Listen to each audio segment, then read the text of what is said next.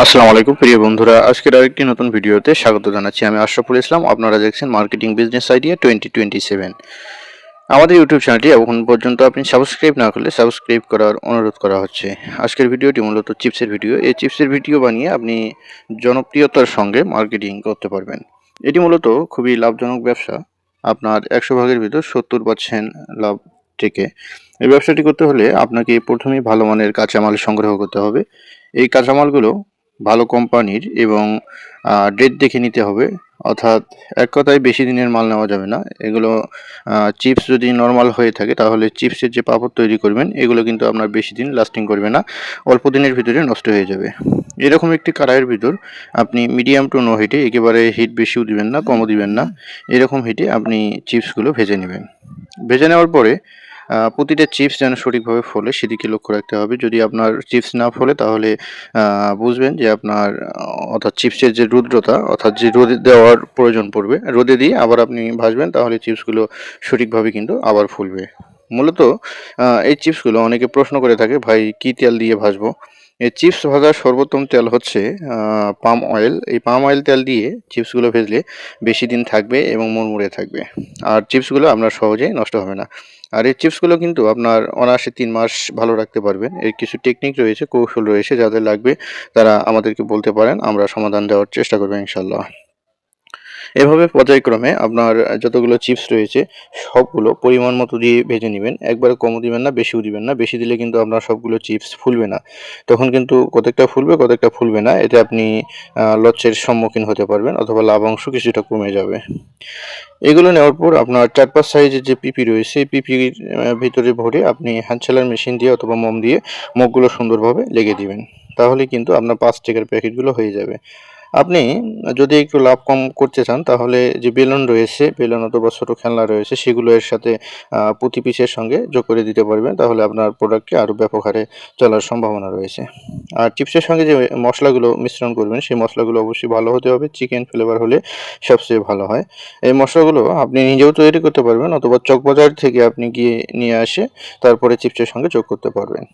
আর প্রথম অবস্থায় যদি আপনি বিজনেস শুরু করে থাকেন তাহলে আপনাকে একটা দারুণ সলিউশন আমি দিব। সেটি হচ্ছে এই চিপসের সঙ্গে আপনি ধনিয়ার গুঁড়া, গরম মসলা এবং ম্যাজিক যে মসলা পাওয়া যায় ব্র্যান্ডের ম্যাজিক মসলা, সেই মসলাগুলো যোগ করবেন। সাথে যোগ করবেন ধনিয়ার গুঁড়া এবং মরিচের গুঁড়া, বিট লবণ এবং টেস্টি সল্ট।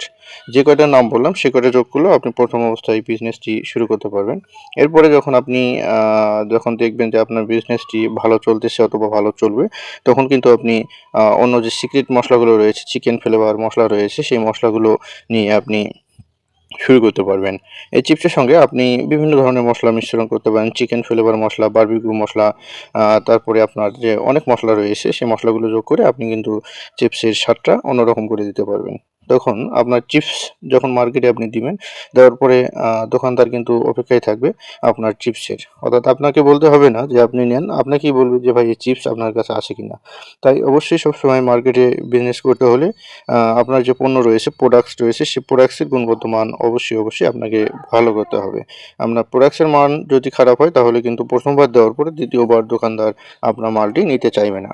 আর আরেকটি পয়েন্ট হচ্ছে, আপনি যদি বিজনেস করে অর্থাৎ সফলতা পেতে চান তাহলে অবশ্যই আপনাকে দোকানদারের সঙ্গে সুসম্পর্ক রাখতে হবে। সুসম্পর্ক ছাড়া কিন্তু আপনি মার্কেটে পণ্যটি সেল করতে পারবেন না। কেননা মার্কেটে কিন্তু আরও প্রতিদ্বন্দ্বী বহুত কোম্পানি রয়েছে। তারা কিন্তু তাদের পণ্যটি অর্থাৎ দোকানদারের কাছে বিক্রি করবে, তখন আপনি আর করতে পারবেন না।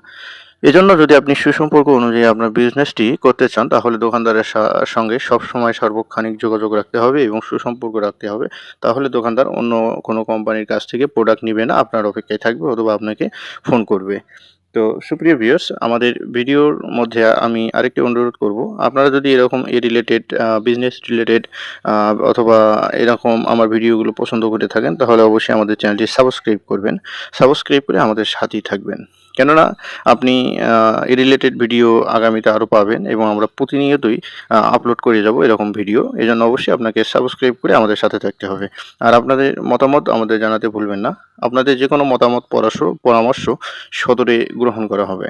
তো সুপ্রিয় ভিউয়ার্স, আজকের ভিডিওটি কেমন হয়েছে অবশ্যই আমাদেরকে জানাবেন, কমেন্ট করে আমাদেরকে উৎসাহিত করবেন।